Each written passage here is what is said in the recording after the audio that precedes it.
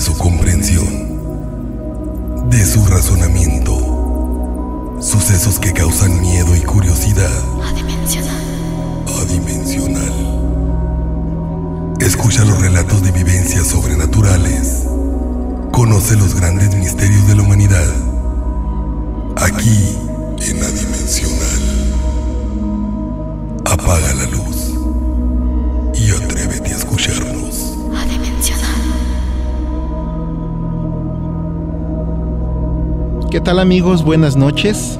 Soy Rafael Oseguera y les doy la más cordial bienvenida a este viaje que iniciaremos el día de hoy. Un viaje a través de lo misterioso, de lo inexplicable, de lo terrorífico. Bienvenidos a esta primera emisión de Adimensional. Saludo a mi amigo Sam, quien me estará acompañando en estas emisiones. Buenas noches, Sam, ¿cómo te va? Buenas noches, muy bien. Muchas gracias por ser invitado a este proyecto. Muy agradecido. Muy bien, gracias a ti por acompañarnos en este programa de Adimensional. Los controles de cabina y encargado de la postproducción y masterización de este programa, nuestro amigo Jerome, a quien le envío un saludo. Buenas noches, amigo. Los invitamos a que nos envíen sus comentarios o sugerencias, evidencias fotográficas, videos y relatos paranormales a nuestra dirección de correo electrónico, que es mundoenigma900@gmail.com. Síganos en nuestra página oficial que se llama Enigmas y Misterios, así como el grupo de Adimensional en Facebook, en Twitter @Rafael Oseguera y en nuestro blog www.enigma900.blogspot.com. Suscríbanse a nuestro canal de YouTube Rafael Oseguera. Seas pues, apaga la luz y atrévete a escucharnos. El día de hoy iniciamos con un tema realmente interesante, un clásico de las historias de terror y de misterio: casas embrujadas. Existen muchas residencias, departamentos, edificios, propiedades con algo misterioso, con habitantes de otros planos, de otras dimensiones, con seres atrapados que se resisten a irse como si algo o alguien los obligara a continuar. Sam, casas embrujadas. La mansión Winchester. Una casa, probablemente la más grande del mundo en su tiempo. Nada menos que 160 habitaciones, 10.000 ventanas, 7 pisos. La historia de cómo y por qué fue construida es increíble. Estamos en el siglo XIX. Samuel Winchester inventó el rifle de repetición que lleva su nombre y que todos hemos visto en películas de cowboys. Se casó con Sarah, una mujer muy agraciada, y tuvieron una hija.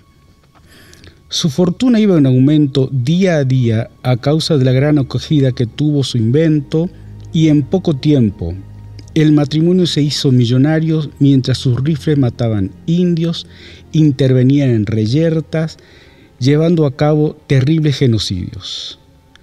Muy pronto la desgracia se ciñó sobre ellos cuando la niña murió en extrañas circunstancias, a la que siguió la muerte de su padre, el inventor Samuel Winchester. Mira, Sam, con la cuestión de las armas, que desde tiempos pues siempre ha sido todo un negocio, ¿no? Y lo seguirá haciendo. Si dependemos de nuestros políticos, de así todo es. el mundo. Y fíjate que llegar a tierras, a estas nuevas tierras, a este nuevo mundo, y llegar con esas armas de fuego y acabar con razas de nativos americanos, como ellos bautizaron. Verdaderos dueños de esa tierra. Los verdaderos dueños de esa tierra. Desde luego que definitivamente podría ser que pues alguna especie de maleficio, de embrujo, si tú quieres, tomando en cuenta que estas personas que habitaron estas tierras pues eran muy espirituales, ¿no? Venganza a nivel del momento de aquella época, y la venganza más rápida, pronta y expedita que se podía de parte de esta gente, los nativos originales. Imagínate llegar y que te maten a tus hijos, te violen a tus mujeres. Por eso venganza, la venganza que más a manos y quizá más conocían desde sus ancestros para llevar a cabo, ya que en número de hombres, armas y demás totalmente en desventajas, sumado al hambre y los límites. Así es. Debió haber sido algo terrible, Sam, definitivamente. Sara, que era una mujer muy interesada en el espiritismo, en una época en que estaba en auge, buscó a un médium para contactar con su marido fallecido. Desde la muerte de aquel, la casa parecía encantada. Ruidos, golpes, extraños susurros. A través de ese médium, supuestamente su marido le dijo que las desgracias acaecidas en la familia y las extrañas presencias en la casa se debían al mal que habían causado con el invento de los rifles, que los espíritus de los muertos eran los que rondaban por allí, y le aconsejó que fuera hacia el oeste, buscara un lugar apropiado e hiciera construir una nueva casa, pero que la construcción no debía detenerse para evitar que los entes se aposentaran en ella. En 1884, Sarah Winchester compró unos enormes terrenos en San José, California, e inmediatamente hizo construir una mansión. De día y de noche se oían los martillos y serruchos, no se descansaba nunca, incluso una desviación de la línea del tren llegaba hasta la obra para transportar materiales constantemente. Durante los 38 años que vivió Sara, quien murió a la edad de 84 años, la construcción se fue expandiendo a lo alto y ancho, 24 horas al día, 365 días al año, dando como resultado 160 habitaciones, 10,000 ventanas, 40 escaleras, montones de chimeneas y un baño. El florero cumplía doble misión en esa casa. Oye, ¿qué te dice todo esto? La mujer pues enloqueció, ¿no? En cierta manera. No tenía exactamente los patitos en fila y conciencia tal vez. Le empezaba a pesar o empezaba a tomar conciencia de lo que realmente estaban haciendo y a punto de hacer. ¿Crees, Sam, que en realidad su marido se haya comunicado realmente con ella a través de este medio? ¿No haya sido un producto de su imaginación o de lo que ella quiso creer, o que este tipo la haya engañado y que eso la haya llevado a pues estar en este desenfreno, ¿no? De estar construyendo sin cesar día y noche todo el tiempo durante muchos años? No es común, no es normal, y esta técnica de los medium proviene de hace bastante más años de lo que suponemos. ¿Y por qué no? Si tenían acceso y poder y dinero, pueden, a pesar de la época, pueden haber tenido exactamente la facilidad de contratar o buscar a alguien que los ayude con eso. Yo creo que sí. Sí debe haber sido, cómo no, ningún problema. Sí, ¿me decías? La forma de conseguir un medium, digamos. Si posees los medios para el medium, se facilita muchísimo más. Y sí, ¿por qué no? No lo niego ni lo afirmo, pero ¿por qué no? Es lo más explicable, según yo. El dolor, imagínate, el dolor de la muerte de la hija, en circunstancias inexplicables, extrañas completamente. Uno como padre debe apelar a lo que más tenga a mano, o lo más fácil, lo más accesible, para buscar respuestas o cosas por el estilo. Y luego la muerte del esposo. Y la muerte, exactamente. Me imagino que sí. Se lo atribuyó a entidades sobrenaturales, definitivamente a demonios, ¿no? Y si creía en ello. O maleficios indios, ¿no? La venganza que decía hace un rato yo. Así es. El resultado de semejante obra es inquietante. Habitaciones dentro de otras habitaciones, escaleras que no conducen a ninguna parte, puertas que dan a la pared y otras que se abren sobre el abismo sin protección alguna. De todas, un enorme laberinto distribuido entre 7 pisos, totalmente irregular y sin planos. Se dice que Sara, a pesar de no detener la obra y por tanto no permitir reposo en su propia vivienda, veía imágenes de indios y cowboys. El laberinto que era su hogar estaba destinado a confundir a los espíritus. Vaya táctica. Y ella misma dormía cada día en una habitación diferente. A pesar de ello, y aunque vivió varios años, dicen que su belleza se marchitó, que vivía angustiada y se sentía perseguida. Como tratando de huir, ¿no? Le estaba tratando de huir todas las noches pasando la factura a la vida. Y durmiendo en uno en otro. ¿Cuántas muertes se le habrán atribuido a la compañía Winchester en la época esta del genocidio, ¿no? Que hubo. ¿Cuántos años brilló ese fusil hasta que fue reemplazado por otras cosas más modernas? ¿Quién sabe? Estaría interesante saber eso, ¿no? Oye, y ahora, pues, imagínate, ya nada que ver las armas de antes con las de ahora, ¿no? Que son terrible. Y la gente fanática que sigue comprando y gobiernos que siguen facilitando armas. Y tráficos de un lado a otro, como si nada, como si fuera pan caliente. Así estamos y así estaremos. El negocio de las armas, ¿no? Eterno. Después del narco y creo que de la prostitución o tráfico de órganos, creo que era el segundo o tercer negocio más rentable en este planeta. Bueno, y que Estados Unidos es un consumidor de armas, pues voraz. A eso me refería, la facilidad de poder comprar un arma y poder trasladarla como si nada. Y en manos y en cabeza de quienes están, sabemos los resultados a través de los noticieros. Sí, así es. Y las estadísticas. Actualmente la mansión se puede visitar con un guía y cada viernes 13 en Halloween se permite la entrada a los intrépidos que deseen recorrerla con linternas. Parapsicólogos que han estado allí afirman que se oyen golpes, que hay puertas que se abren y cierran sin motivo aparente y que hay lugares extrañamente fríos. Algunos se han perdido en ese laberinto sin sentido y todos afirman que no les inquietó perderse. Tarde o temprano hallarían una salida, pero sí se les puso la piel de gallina. La sensación inequívoca de hallarse observados o de no estar solos.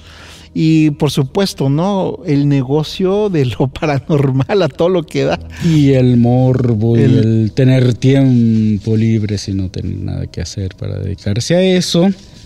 Y en fin. ¿Tú irías a la mansión Winchester si pudiera? No creo.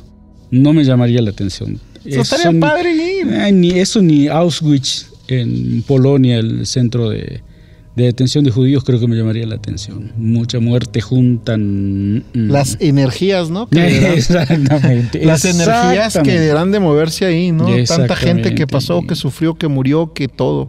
Y con verdades o mentiras o dudas, aún no creo que ahí sea muy positivo de ir a darse una vueltecita si no tenías nada que hacer. Y ustedes, amigos que nos están escuchando en este primer programa de Dimensional, ¿qué opinan sobre la historia de la mansión de Winchester? ¿Ustedes consideran que en verdad es una casa o una mansión que está embrujada? ¿O creen ustedes que es un producto de la imaginación de la señora Winchester y que se ha estado lucrando con esta leyenda de la mansión embrujada de Winchester? Estás escuchando A Dimensional, que transmite desde Sonora, México, para todo el mundo. Puedes enviarnos tus videos, fotografías, relatos, comentarios o sugerencias a nuestra dirección de correo electrónico mundoenigma900@gmail.com. Adimensional.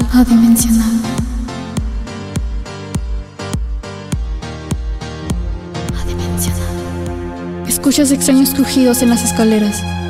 Se acerca la medianoche. Una respiración profunda invade el lugar. Sientes que un frío recorre todo tu cuerpo y sintonizas Adimensional. Apaga la luz y atrévete a escucharnos. Y bueno, pues también respondiendo a todos nuestros seguidores que desde hace ya un tiempo nos siguen a través del portal de www.enigma900.blogspot.com, que nos envían sus correos, que nos envían sus relatos a través de mi Facebook o del Facebook de Enigmas y Misterios. Tenemos un relato de Saraí López que nos envía desde Morelia, Michoacán. Enviamos un saludo muy grande a todos nuestros amigos michoacanos que nos escuchan, que nos siguen en nuestras plataformas. Y este relato que nos envía Saraí López se titula El Departamento del Miedo. Quiero compartir con ustedes algo que nos sucedió durante la época que vivimos en México DF. Bueno, ahora Ciudad de México, ¿no? Como se le conoce. Mi abuelita nos rentaba un departamento en la unidad habitacional Tlatelolco, en la tercera sección, la que está junto al Paseo de la Reforma. Para que no haya problemas, tan solo les diré que el edificio se llamaba Michoacán. Qué curioso, ¿no? Ella vive en Morelia y en México vivía en México vivía en el edificio que se llamaba Michoacán. O sea que el destino, el rumbo para ella era Michoacán. Destino. Oye, el rumbo es Michoacán, era un eslogan de un gobierno estatal hace la década de los 80s, yo creo. El rumbo es Michoacán. Bueno, ok. Perdón, ya. Soy muy joven para saber eso. Bueno, nuestro departamento estaba en el sótano de una de las entradas del mismo. Yo no me explico por qué nos sucedieron tantas cosas ahí. Sí, desde nuevo lo habitó mi familia, mis abuelitos y mis tíos. Nosotros nos cambiamos ahí después de la muerte de mi hermana, la más pequeña. Wow, qué terrible, ¿no? Siempre la muerte de... Siempre la muerte más duele. Exactamente, sí, terrible. Las cosas se desaparecían. Todos los días, eso de las 10 de la noche, arriba de mi cuarto se oía que tiraban canicas, un zapato y a la hora exactamente el otro. Un día le pregunté a mi vecino de arriba que por qué dejaba que su nieta jugara tan tarde con canicas, ya que no me dejaba dormir con todo el escándalo. Él se me quedó viendo extrañado y me dijo que su casa estaba totalmente alfombrada y que además el cuarto que estaba arriba del niño era el suyo, por lo cual él no jugaba ni aventaba nada, y mucho menos a esa hora. Las cosas siguieron pasando. Después del temblor del 85, como el edificio Nuevo León quedaba a 20 más de este edificio, las cosas se volvieron peores. Un día mi mamá quiso dormir un rato en la tarde y nosotros nos quedamos viendo televisión. De pronto mi mamá llegó corriendo a la sala y se sentó a mi lado. Se veía muy pálida. Le pregunté qué le pasaba. No me quiso decir nada. Cuando llegó mi papá más tarde nos dijo que estaba acostada de espaldas a la puerta y le despertó el ruido de una pelota. Ella volteó y vio una pelota negra botando a los pies de la cama. Esta empezó a botar más rápido hasta que se empezó a desdoblar y a transformarse en alguien. Obviamente ella salió corriendo. Y luego, bueno, que lo negro y lo oscuro y siempre está relacionado a cuestiones demoníacas, ¿no? Que, bueno, se dice, o las personas que estudian esto de la parapsicología y la demonología y estos temas, siempre relacionan lo negro o lo oscuro a lo maligno, ¿no? A lo demoníaco. De hecho, fíjate que también, Sam, con las apariciones de niños, bueno, los expertos o quienes se dicen llamar expertos aseguran que siempre que se ve el fantasma de un niño o de una niña, pues que por lo general son demonios, porque supuestamente hay leyes universales que no permiten que los niños se queden en este plano, que los niños, por ser almas puras, si tú quieres decirlo de alguna manera, pues no se quedan anclados en este mundo, en este plano, ¿no? Y según ellos, pues cuando aparecen cosas obscuras, negras, como la pelota esta que se transformó en un ser, pues tiene que ver con cuestiones demoníacas. No sé, ¿qué opinas? Lo ignoraba totalmente. ¿Y por qué el color negro? ¿Por qué el color oscuro? Y si estamos hablando de niños, no tiene nada que ver con alma puras, ni vibraciones más livianas, ligeras. Bien. Puedo estar equivocado. Otro día mi hermana, la más chica, y yo estábamos escuchando un disco, long play, cuando la aguja del tocadiscos se levantó sola y se fue poniendo en cada canción hasta encontró la que le gustó. después se apagó solo. Frecuentemente se veían sombras que caminaban por los pasillos o se asomaban entre las puertas. La última cosa que sucedió antes de irnos a Morelia fue que la luz se fue y mi mamá vio a gente caminando en su recámara. Ella se asustó bastante. Algunos vecinos nos dijeron tiempo después que se oían ruidos extraños en ese departamento. Saraí López, Morelia, Michoacán, México. Pues sí que esa casita tenía lo suyo, ¿eh? Sí tenía lo suyo la casita. Al parecer sí. Oye, porque pues que para que se pueda manipular físicamente los objetos deben de ser energías muy grandes, ¿no? Para que puedan tener la capacidad de poder mover un disco. Y encima esos discos de pasta de la década del 70 y del 80 que no eran precisamente livianos. Y sí se necesitaba de cierta fuerza, no mucha, pero para poder mover la púa. Justamente estaba viendo un caso de una casa en Chile, lo vamos a tratar en otro programa, que precisamente hasta la policía, los carabineros, fueron testigos que se levanta, a un sacerdote también vio de una taza de té o de café que se levantó, se levitó sola y cayó al piso sin la intervención de ningún ser humano, ninguna mano extraña ni nada, sola. Y por supuesto que todo esto, salvo las familias que viven allí, son quienes de verdad la padecen y pueden dar testimonio fehaciente al respecto. Y fíjate, Sam, bueno, aquí pues respondiendo también mucho a nuestros amigos que nos siguen en Facebook en este caso, y que nos dirigen o nos envían historias, ¿no?, sobrenaturales. Tenemos a Michelle García que nos dice lo siguiente: cuando tenía 11 años, enfrente de mi casa vivía una señora que se llamaba Francisca, pero todos le decíamos Doña Panchita. Doña Panchita, en paz descanse, nos contaba que una vez cuando era niña la mandaron a comprar pan dulce. Su mamá le dijo que llevara bolsa para que se los echaran. En aquellos tiempos no daban bolsa para el pan. Ella salió corriendo a la panadería, sí, sin bolsa. Llegó a la panadería y al no haber llevado bolsa, no le quedó de otra más que levantarse el mandil del vestido que traía y ahí le echaron el pan. De regreso a su casa, pasaba por unas vías del tren y frente a ella iba caminando una anciana con capucha negra. De repente se cayó la anciana. De la impresión se le cayó el pan, o sea, vio a la señora que se cayó, se asustó, se le cayó el pan y salió corriendo a ayudar a la señora, a la anciana. Cuando levantó la capucha negra salió corriendo un guajolote negro, negro. Dice que se asustó mucho, al parecer era una bruja la señora. Bueno, relato que nos envía a Michelle García. Muchas gracias, Michelle, por compartir con nosotros esta historia extraña. Y vamos a lo mismo, el color negro, ¿no? Otra vez un guajolote negro. Y en la historia de Saraí López de Morelia, que le mandamos un saludo a Michelle García, que nos manda este relato de Agua Prieta, Sonora. Dice en el relato de Saraí, igual, de las sombras que caminaban por los pasillos y se veían entre las puertas, y siempre lo oscuro y lo negro y todo eso sí tiene que tener alguna relación, creo yo, no sé. Tal vez estoy equivocado, ¿no? Todos los días se aprende algo nuevo. Ok. De a poquito. Estás escuchando Adimensional, que transmite desde Sonora, México, para todo el mundo.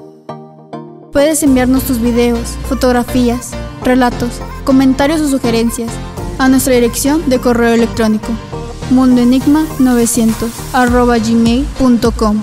Adimensional. Una luz misteriosa surca los cielos. No sabes lo que es. Se aproxima hacia ti. Tratas de huir, pero sientes tu cuerpo pesado. ¿Crees que se trata de un sueño?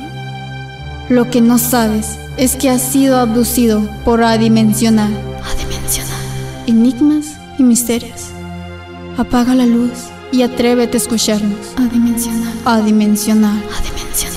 Y bueno, sin lugar a dudas, Sam, uno de los casos más de los clásicos, ¿no?, de las casas embrujadas, sin lugar a dudas es la casa de Amityville. Y pues, a ver, cuéntanos, Sam. ¿Qué pasó en la casa de Amityville? Lo que se cuenta sobre la casa maldita de Amityville.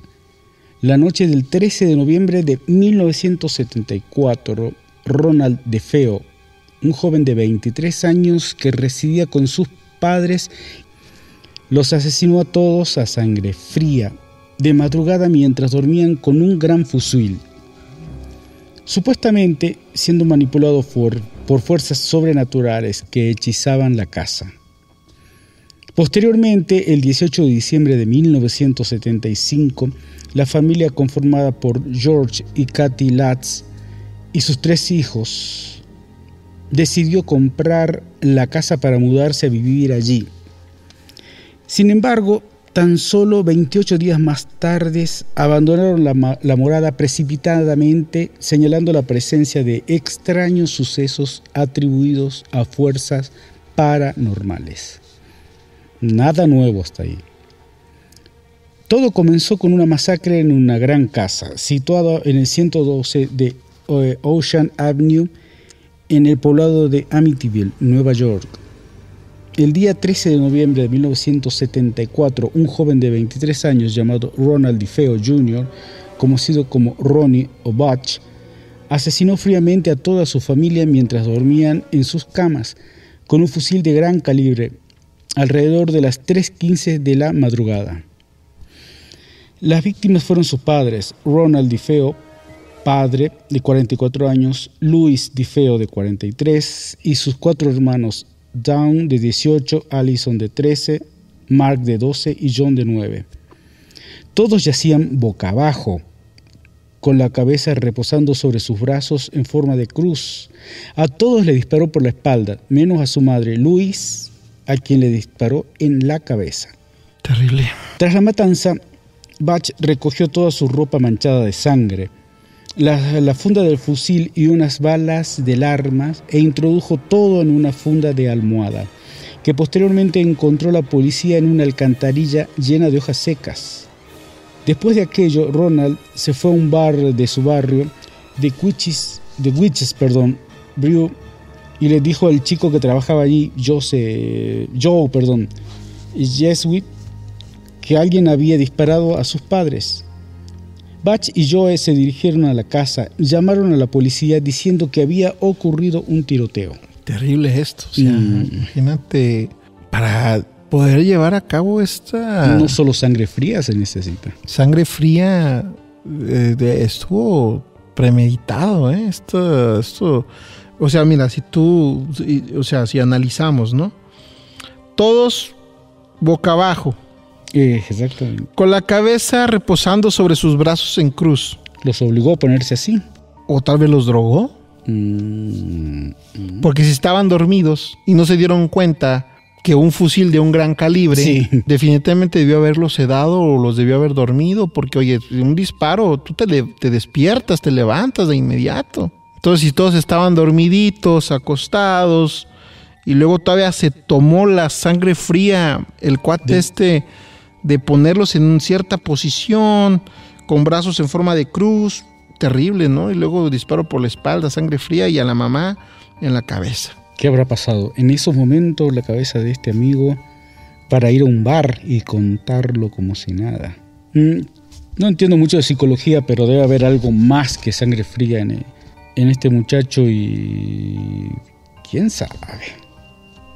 El misterio sigue allí, pero no hay nada claro hasta ahora. Bueno, en ese momento, en todo caso, para salir a esta edad a contarle a un extraño en un bar lo que había pasado, no estamos hablando de alguien normal, común y corriente, me parece.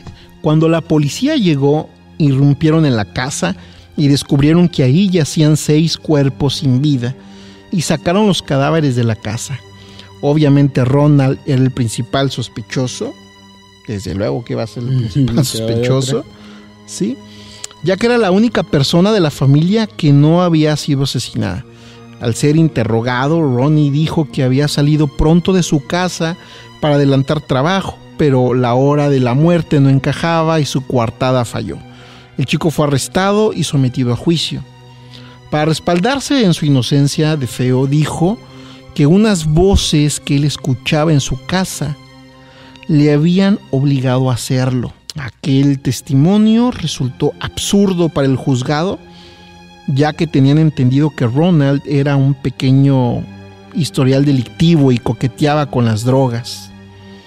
El joven perdió contra la ley, la cual le obligó a cumplir una condena por 6 homicidios de segundo grado, por lo tanto cumpliría cadena perpetua sin libertad condicional.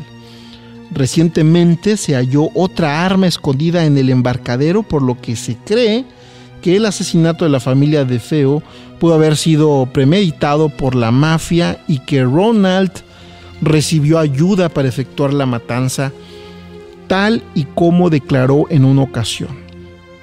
Existen teorías que explican que los posteriores sucesos que ocurrieron en la casa, los fenómenos paranormales que supuestamente atormentaron a los Lutz, fue una farsa para encubrir los verdaderos fines de la mafia, que a la sazón deseaba quedarse con el dinero de los DeFeo.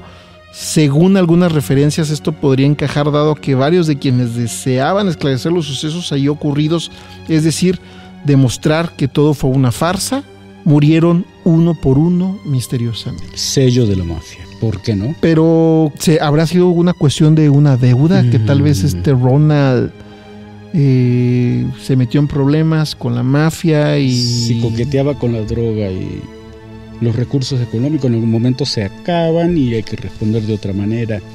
Y tal cual la mafia no perdona, ni creo que haya dejado pasar por el casino maestro. Y sí, tiene algunas características mafiosas, que vaya muriendo gente vinculada a esto o que podría haber aclarado de alguna manera o de otra lo que sucedió en realidad. Oye, Sam, pero si te fijas de lo que comenta de que las personas que intentaban demostrar que era un fraude la cuestión paranormal fueron a las que asesinaron, ¿eh? Por eso, sí. ¿Por qué no?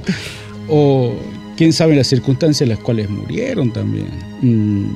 Donde hay poder y dinero corrupto se puede hacer cualquier cosa. Y por supuesto, si van muriendo quienes pudieron haber aclarado esto, quedan puntos suspensivos, varios aún. Y no creo que tampoco sea a esta altura de la vida mucho interés, pero no debe ser el único caso, ¿eh? La familia Lutz. George Lutz tenía 30 años y era padre de familia. Poseía su propia empresa topográfica, William Perry Incorporation. Entre los meses de junio y noviembre, él y su esposa, Kathy Lutz, también de 30 años, habían visitado más de 50 viviendas en las costas sur de la isla, antes de decidirse a buscar en Amityville. Ninguna casa de precio comprendido entre $30,000 y $50,000 reunía todos los requisitos que esta familia quería que tuvieran su nuevo hogar, que estuviese cerca del mar y que George pudiera trasladar ahí su oficina. Continuando con la búsqueda, George visitó la inmobiliaria Conken de Massapequa Park y habló con la agente Edith Evans. Esta le dijo que tenía una casa en venta que deseaba mostrarles y que podía hacerlo entre las 3 y las 3:30 de ese mismo día. George aceptó la invitación y les condujo ahí a las 3 de la tarde. La chica se mostró muy amable y le dijo que no sabía lo que buscaban, pero que deseaba mostrarle aquella casa. El número 112 de Ocean Avenue. Es un edificio grande de 3 pisos, cubierto por tejas oscuras y fachada igualmente oscura. Es un solar bastante amplio con un jardín muy grande y en un poste que se sitúa al final del camino empedrado de la entrada hay un pequeño rótulo con el nombre adjudicado a la casa, el cual puso su anterior propietario, Hyde Hopes. El dueño de la casa colgó aquel cartel como ironía del destino por las grandes expectativas que tenía sobre su vida al comprar dicha casa. Al mirar la magnífica vista de aquella casa, George advirtió que los postigos de la casa vecina estaban cerrados en todas las direcciones que apuntaban a la casa, pero cuando apuntaban a las otras era totalmente distinta. Por algo, ¿no? Por algo. Por algo. Exactamente, o sea, no quiero que me veas, ni te quiero ver. Alejarse por algún motivo exacto. Así es. Hacía casi un año que estaba aquella casa en venta. No había sido anunciada por ninguna parte, pero estaba perfectamente descrita en la inmobiliaria de la señora Evans. Zona residencial de Amityville, 6 dormitorios, colonial holandés, espacioso cuarto de estar, magnífico comedor, atrio cerrado, 3 baños, sótano completo, garage para 2 coches, piscina de agua caliente y amplia caseta para botes. Pedían $80,000. Una ganga. Nada. Una ganga por algo, ¿no? Nada. Por algo, así es. George se sorprendió muchísimo y pensó que el precio era erróneo, pero tras una visita por el interior de la casa, Evans les confesó sin mayor dilación que aquella había sido la casa donde aconteció la tragedia de los DeFeo. Sin embargo, tanto George como Katy se mantuvieron aparentemente indiferentes. De hecho, la casa reunía todos los requisitos que ellos querían y más. Por ello, aunque excediera de su presupuesto inicial, la consideraron la casa de sus sueños. George dijo que, después de todo, los fantasmas no matan, las casas tampoco, solo matan las personas. Salió a la luz que el caso de los Lutz solo se debió a fines de interés, ya que el abogado de DeFeo quería reducir la sentencia de que su cliente había ganado pena de muerte. Entonces, al convencer a la gente de que los demonios que enfrentaron a DeFeo sí eran reales, usaron el efecto placebo y la gente consumió la historia de los Lutz y su posterior película. Además, las siguientes familias luego de los Lutz no experimentarían actividad paranormal. George y Katy se mudarían a su nueva vivienda con los 3 hijos del matrimonio anterior de Katy, Christopher, Danny y Missy. Primeros sucesos. Los Lutz afirman que desde el primer día en la casa sucedía algo extraño. Llamaron al padre Pecoraro para que les bendijera la nueva morada. Y en una de las habitaciones el padre escuchó una voz siniestra que le dijo: «Fuera de aquí». El padre Pecoraro se estremeció, pero continuó bendiciendo la casa y cuando terminó rechazó la propuesta que le había dicho Katy de quedarse a comer y salió lo más rápido posible de allí. Tras la bendición del padre, los Lutz estuvieron realizando sus tareas de mudanza, como ordenar cajas, trastos, organizar ropa, mover cosas del lugar y demás tareas. Se le miedo, no anda en burro, ¿no? Como si nada. No se quiso quedar. Como si nada. Al acabar el día, Katy y George acostaron a los niños y ellos se quedaron en la sala de estar. George alimentaba el fuego de los leños porque notaba un frío glaciar en la casa. Aunque el termostato estuviese a una temperatura inferior a los 20 grados, a las 11 de la noche, George y Katy se fueron a dormir por primera vez en su nuevo hogar. George despertó con un fuerte golpe en la puerta principal y se levantó de un salto. Abrió la puerta y no vio a nadie, pero escuchó a Harry, su perro, ladrando en el jardín. Entonces se fijó en que en la caseta de los botes se escuchaban gemidos sexuales y estaban las puertas abiertas. George se extrañó a recordar que las había cerrado, pero pensó que sería una mala jugada por el sueño. George volvió a su cama y eran las 3:15 de la madrugada. Esa fue la primera noche que George se despertó a la misma hora. A lo mejor sí se metió alguien ahí, ¿no? En fin. Ok, sí, bueno. Bien. Ok. Felicidades.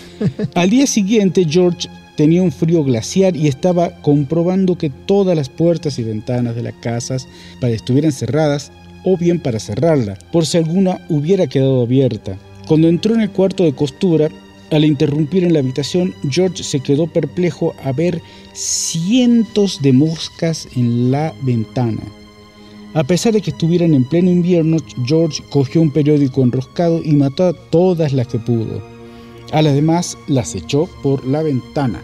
Vaya momento. Y lo característico, ¿no? Ante manifestaciones sobrenaturales o manifestaciones fantasmagóricas, pues de alguna manera, siempre el descenso de temperatura, ¿no? O sea, que hay un descenso en la temperatura. Sí. Un fenómeno físico, ¿no? O sea, que de ocurrir, o la gente que lo ha experimentado, que asegura haber sentido, haber tenido esos síntomas de frío, ante ese descenso de temperatura, bueno, siempre es curioso, ¿no? Sin una explicación lógica. Sin una explicación lógica. Y luego sí como que George Lutz, en caso de que esto no hubiese sido tramado o que hubiese sido un fraude, pues oye, es como si los demonios o los fantasmas o cualquier cosa que viviera en ese lugar pues estuviera como atormentándolo solamente a él, ¿no? Molestándolo en un principio a él. Con respecto al cambio de temperatura, debería de haber alguna explicación. Supongo yo una explicación, no sé si científica o lógica, también me parece un tema a tratar. Y la cuestión de los gemidos sexuales, que pues es uno de los 7 pecados capitales, la lujuria, ¿no? Entonces, en cierta manera, sí te encaminan la historia a cuestión de que probablemente esas cuestiones demoníacas, ¿eh?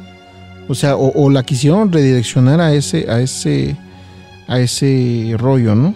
¿Por qué no? Esa misma noche, George se despertó sobresaltado por un fuerte ruido. A pesar de que había revisado todas las puertas y ventanas, la del cuarto de costura estaba abierta y la puerta se abría y cerraba continuamente haciendo un estrepitoso ruido. La pesada puerta de la entrada también estaba abierta, pero cuando George iba a cerrarla, descubrió que había sido arrancada de sus ejes, pero la cerradura solo se veía forzada por dentro de la casa. Era extraño que solo se hubiera despertado él, pues la puerta debía haber hecho un ruido estruendoso. Cerró la ventana del cuarto de costura, arregló la puerta de la entrada como pudo y volvió a la cama. Eran las 3:15 de la madrugada y era lo que te comentaba, que es como si estas energías solamente lo estuvieran molestando o martirizando, ¿no? A él, no lo sé. Y luego siempre a la misma hora, ¿no? La hora, exactamente. La hora, ¿no? Que las 3 de la mañana, algo había escuchado yo que era la hora de sí. Inversa de la hora de que, bueno, ya no quiero, que habían crucificado a Jesús y que entonces era la hora inversa del demonio y todas esas cosas que se dicen, ¿no? Al día siguiente, George llamó a un cerrajero para que arreglase la puerta de la entrada. El día fue básicamente como siempre, limpiar y organizar las cosas de la mudanza. Aún quedaba mucho por hacer. En 2 ocasiones, en el 112 de Ocean Avenue, apareció una figura espeluznante que más tarde los demonólogos descubrieron como una manifestación demoníaca. Aquel ser se manifestó en la chimenea del cuarto de estar por primera vez. Su rostro se imprimió en fuego sobre la pared de ladrillos del hogar. La segunda aparición fue en el cuarto de los niños. Estos empezaron a gritar a medianoche, diciendo que había un monstruo bajo sus camas. Cuando George salió de su habitación para investigar, efectivamente allí había una enorme figura blanca, con una capucha y un rostro realmente espantoso. Y estaba bajando las escaleras. Ese fue el último rato que los Lutz pasaron en su casa antes de huir de ella. ¿Cómo ves? ¿Quién no haría eso? Y ahora aquí hay una variante, porque era una figura blanca con capucha. Y se había hablado mucho de que lo oscuro y lo negro era de lo demoníaco y ahora algo blanco. Bueno, pues de ser real esta historia y de estas situaciones, pues sí es bastante espeluznante. Jody es, según los demonólogos, un ser demoníaco que se manifestó en forma de cerdo, ya que allí sacrificaban animales. El cerdo parecía estar casi permanentemente en la casa, pues podía comunicarse con Missy seguidamente. Un cerdo. ¿Qué idioma? Bien. Extraña conducta de la niña. Katy fue al piso de arriba, mientras George estaba echando más leña al fuego. No conseguía quitarse el frío de encima. Katy pasó a ver a sus hijos cuando de pronto vio salir a su pequeña hija Missy del cuarto de costura. La conducta de Missy hizo que Katy se parase a observar a la niña que no le había visto. Missy se dirigió a su habitación, que estaba al lado del cuarto de costura, canturreando. Cuando llegó, se sentó a su cama y la niña, mirando a la ventana, le dijo: ¿No es hermosa la nieve, Jody? Katy le preguntó a su hija que con quién hablaba y ella le respondió que con Jody y que era un cerdito, amigo suyo, que solo ella podía ver. Katy mandó a la niña a dormir y ella también se fue a acostar junto con George y los niños. Como de costumbre, George se despertó a las 3:15 de la madrugada y miró por la ventana. Las puertas de la caseta de los botes estaban de nuevo abiertas. Aunque él las había cerrado antes de irse a dormir, bajó a cerrarlas. Cuando volvía, vio a su hija Missy en la ventana y detrás de él había un cerdo enorme. Goodness, man. ¿Qué? O sea, imagínate que tú ves a tu hija en el ático de tu casa o en el cuarto, o sea, del segundo piso, y ves que detrás de ella está un cerdo. Mira que se me puso la piel chinita. Sí, no es chistoso. No, pero qué horror. Qué horror. Qué momentito. Sala de estar. Otro de los incidentes con Judy ocurrió en la sala de estar. Los niños estaban durmiendo. George y Katy estaban frente a los leños, hablando sobre las cosas extrañas que les estaban ocurriendo en la casa. Katy estaba asustada y preocupada y se levantó a abrazar a su marido, cuando de pronto lanzó un grito y se echó las manos al rostro. George se dio la vuelta y vio que por la ventana unos ojos rojos les estaban observando. George salió y vio lo que era claramente las pisadas de un cerdo de al menos 100 kilos, o sea, un cerdo de 100 kilos. Muchas carnitas. Déjate de eso, eso era algo... Es que, mira, si esto no fue un fraude, o sea, esto realmente era algo muy perverso, muy demoníaco, o sea, un cerdo. Inexplicable. Ahora, o sea, imagínate un cerdo de Dios santo, 100 kilos, por lo menos. Lo primero que hay de pensar es la reacción del cerdo, saber que está ahí. Me imagino como padre. Y luego los ojos rojos. Y ojos rojos. Ojos rojos. Missy estaba en su habitación hablando y canturreando cuando se asustó, pero no lo hizo notar porque estaba su hija ahí. Entonces de pronto Katy le preguntó que con quién hablaba y la niña le respondió que con Jody y le contó lo que él le había dicho. Jody le había dicho a Missy que antes vivía un niño en su habitación, pero se puso muy enfermo y murió. También le dijo que Katy no le gustaba y que no quería que se acercase a él y que Missy se quedaría en la casa para siempre y jugaría con el niño que se puso enfermo y murió. Al escuchar esto último, Katy se horrorizó. ¿Cómo no? Imagínate que se le aparece un niño que le está diciendo que se va a quedar con ella ahí para la eternidad. Claro que se horroriza la pobre madre y le preguntó a Missy por dónde se había ido Judy. La niña señaló hacia la ventana y cuando Katy miró, había un cerdo enorme lanzando un gemido horrible.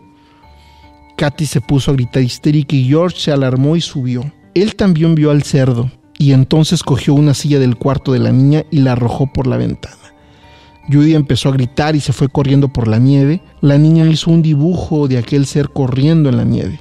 El abogado de Ronald DeFeo declaró que en un programa de televisión del canal Discovery que él mismo le había contado a los Lutz muchas de las anécdotas de las cuales tranquilamente se pudieron haber valido para idear las famosas apariciones paranormales. Weber les dijo que los vecinos de la casa tenían un gato que a menudo saltaba a la ventana del segundo piso de la casa y que de noche se podían ver sus ojos brillantes, que no tenía nada de sobrenatural y que probablemente era lo que los Lutz veían. Oye, no vas a confundir un gato con un cerdo de 100 kilos. Un gato de 100 kilos, está difícil de ver. O sea, un gato con un cerdo, no lo vas a confundir. Pero dijo un abogado que pueden decir muchas cosas. Pequeña habitación roja. La habitación roja era una habitación secreta que descubrió Katy y George un día en el sótano de la casa. Estaban colocando algunos alimentos en la alacena que utilizaban como pequeña despensa cuando uno de los tablones de madera se separó un poco. Movido por la curiosidad, George y Katy empujaron más el tablón de madera hasta que lo derribaron. Quedaron los dos absolutamente perplejos. Detrás de aquella alacena había una habitación muy pequeña de aproximadamente 1.20 por 1.50 metros. Completamente pintada de rojo, suelo y techo incluidos. Dentro de aquella pequeña habitación se hallaba una especie de pozo mal sellado que desprendía un olor fétido. George consultó los planos de las casas y ni la habitación ni el pozo aparecían en ellos. Posteriormente, George se enteró de que Ronald DeFeo se dedicaba a sacrificar cerdo y otros tipos de animales dentro de la pequeña habitación. Vaya hobby. Asimismo, en un documental de Discovery, reveló que a través del testimonio de uno de los más íntimos amigos de la infancia de la familia DeFeo, que la habitación roja fue pintada por los mismos hijos de Ronald DeFeo padre y Louis DeFeo para utilizarlo como cuarto de juego. Pero el color rojo es un color muy perturbador, ¿no? Creo que sí, en cualquiera de sus variantes. Sí, en los consultorios médicos y dentales no usan el color rojo para nada porque genera mucho estrés y mucha ansiedad en los pacientes. Ok, sí, tienen mucha razón. Hay ciertos colores que no se pueden usar. Sí, no lo había pensado, me acabo de dar cuenta. La habitación. Durante su estancia en la casa, Katy tuvo varios incidentes por lo que quedó psicológicamente marcada. Uno de aquellos fueron los fenómenos de levitación. Durante 3 noches no consecutivas, George se despertó y vio a su mujer flotando en unos 2 palmos por encima de la cama. El primer día, al flotar, su rostro había cambiado y parecía una mujer de 80 años. Las arrugas habían marcado su rostro y su pelo estaba completamente blanco. Al despertar, Katy fue corriendo al baño y al mirarse en el espejo y se despertó. Ella y su marido estaban horrorizados. Por su parte, las arrugas se fueron yendo y al día siguiente no quedaba rastro alguno de ese extraño suceso. Su piel volvía a ser tersa y su pelo dorado. El segundo día de levitación, Katy quedó marcada por una especie de quemaduras que iban desde debajo de su pecho hasta el pubis. Dichas marcas eran de un color extremadamente rojo y al tocarlas ardían. Era como si hubiera fuego. Ni Katy ni George quisieron llamar al médico por la situación extraña que había producido los daños en la joven. Fenómenos de levitación, ¿no? Qué extraño las consecuencias. ¿Cómo explicar que al elevarse y al regresar a su estado normal común tenga estas consecuencias trágicas y extrañas en una mujer joven y que después pasen y suceda como si nada? ¿A dónde va? No creo que quede en esta dimensión no solamente, o llegó a tocar algo en los pocos palmos que se levantó. Durante varias noches de su estancia en la casa, Katy tuvo sueños extraños.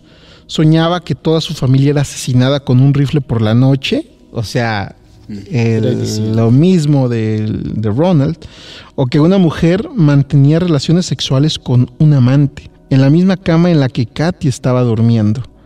Más tarde, Katy descubrió que la mujer con la que soñaba era la difunta Louis DeFeo y que efectivamente había tenido un amante secreto. Sus sueños se repitieron una y otra vez hasta que abandonaron la casa. O sea que sí tenía su historia la familia de DeFeo. Sí, o sea, sí tenían sus demonios. De las mejores familias de la ciudad. Así es. Katy solía pasar bastante tiempo en la cocina, ya fuera cocinando, como limpiando o simplemente pasando el rato o leyendo.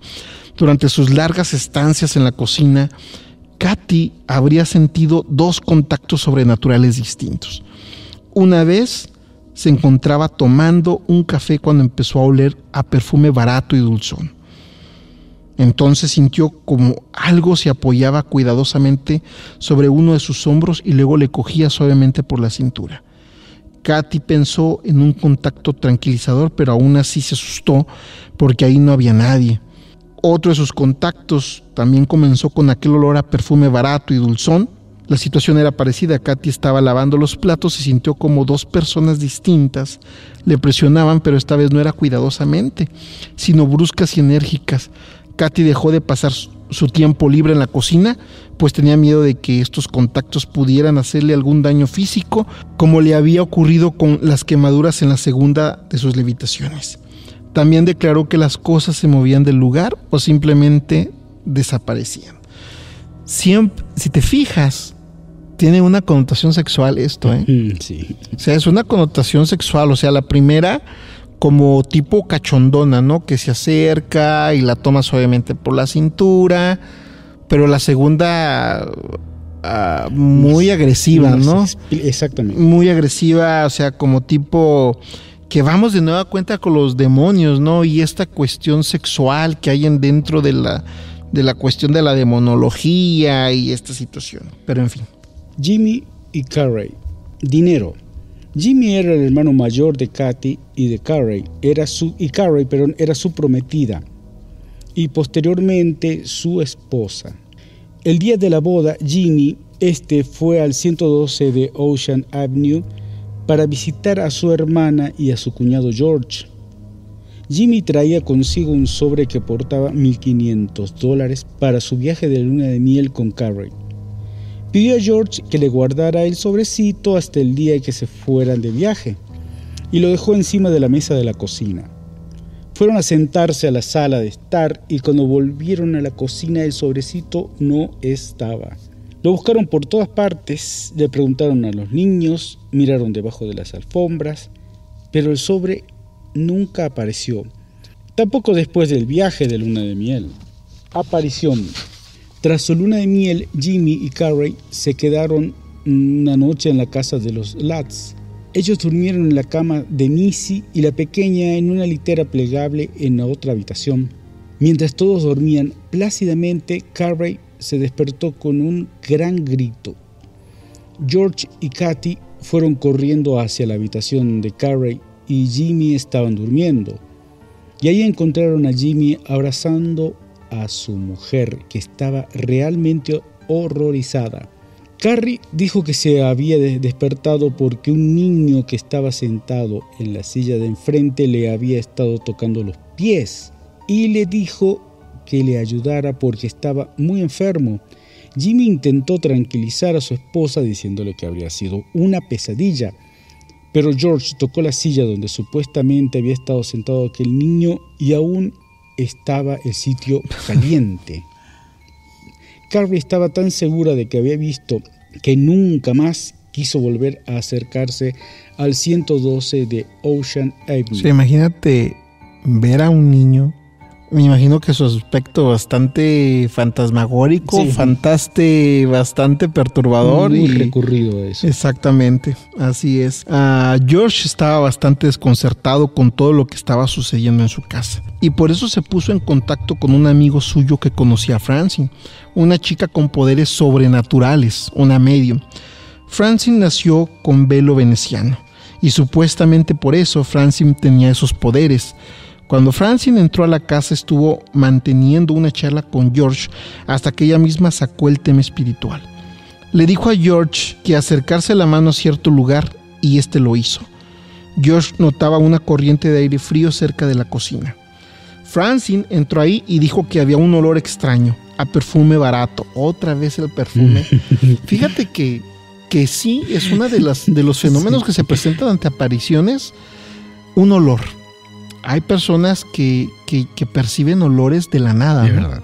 ¿Sí? Mujeres principalmente. Sí. O sea, y sienten previo a la aparición de algo, ¿no? Que nunca son agradables. Así es. Kathy se quedó boquiabierta, pues no había mencionado ninguno de sus contactos en la cocina. Francine dijo que en la cocina había un anciano y una anciana y que posiblemente habían sido dueños anteriores de la casa o simplemente decidieron alojarse ahí después de su muerte. Francine se dirigió al sótano y dijo que seguramente eso hubiera sido un lugar de entierro, porque notaba que había gente enterrada bajo el suelo y que seguramente alguien hubiera sido asesinado. Después sugirió salir del sótano, no le gustaba nada ese lugar. Subió al primer piso y al acercarse al cuarto de costura y al de Missy no quiso entrar. Dijo que ese lugar estaba lleno de energía negativa y que no quería entrar. En el cuarto de jugar de los niños dijo exactamente lo mismo y notaba las corrientes de aire frío. Después de ese breve recorrido por la casa, Francine quiso irse. En la puerta de entrada le dijo al amigo de George, Eric, que no quería volver a entrar a esa casa nunca. Había malas energías. O sea, percibió la maldad. Y cuando dice de la gente enterrada, yo ya había escuchado eso, sobre Amityville, que era un cementerio indio, que supuestamente esa casa estaba construida sobre un cementerio indio. Okay. Había escuchado yo eso, no sé qué tan cierto sea, pero es bien sabido que donde hay un cementerio indio son lugares malditos.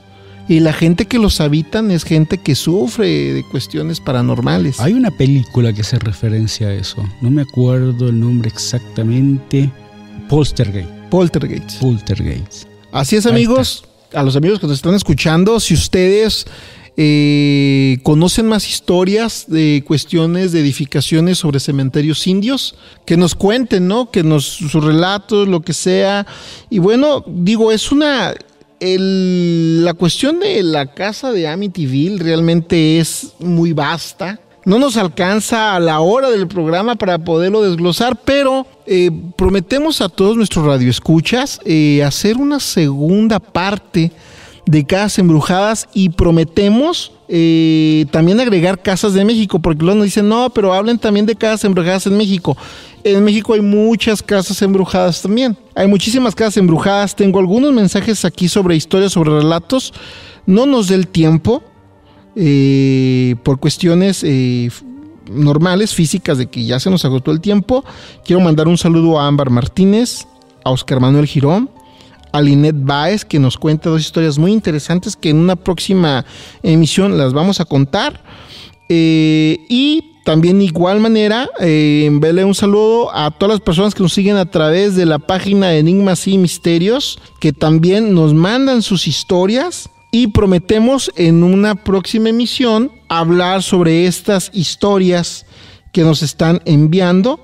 Quiero mandar un saludo especial a José Psíquico, que nos manda de El Salvador, de San Salvador, El Salvador. Nos manda saludos, nos manda su historia. Saludo. A Gerson Palacios Pantaleón, que también nos envía saludos, nos manda su historia. También un saludo muy, muy fuerte. Él nos escribe desde Guatemala. Saludos. Otro abrazo grande. Un abrazo grande a Guatemala. Y también aquí dentro de la República Mexicana, de las personas que nos mandan sus historias, pues también saludar, ¿no?, a la gente que nos cuenta. Un momentito aquí porque ya se me movió todo, pero sí quiero mandarle un saludo hasta Puebla, a Artemisa Laxcano, que nos manda también una historia, pero ella nos envía una historia sobre ovnis. Y bueno, pues llegamos al final de esta primera emisión de Casas Embrujadas. Muchas gracias, Sam. Muchísimas gracias a usted. Los invitamos a que se suscriban a nuestro canal, que compartan este podcast que está disponible para todos ustedes a través de Spotify, iVoox, también próximamente en nuestro canal de YouTube. Síganos en Enigmas y Misterios y www.enigma900.blogspot.com. Yo soy Rafael Oseguera. Muchas gracias y nos estamos escuchando en otra emisión más de Adimensional. Estás escuchando Adimensional, que transmite desde Sonora, México, para todo el mundo. Puedes enviarnos tus videos, fotografías, relatos, comentarios o sugerencias a nuestra dirección de correo electrónico mundoenigma900@gmail.com. Adimensional.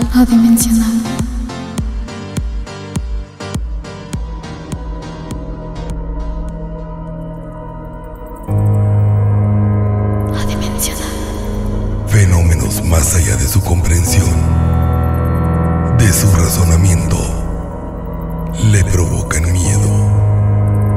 Los esperamos este próximo viernes a través de nuestras plataformas digitales.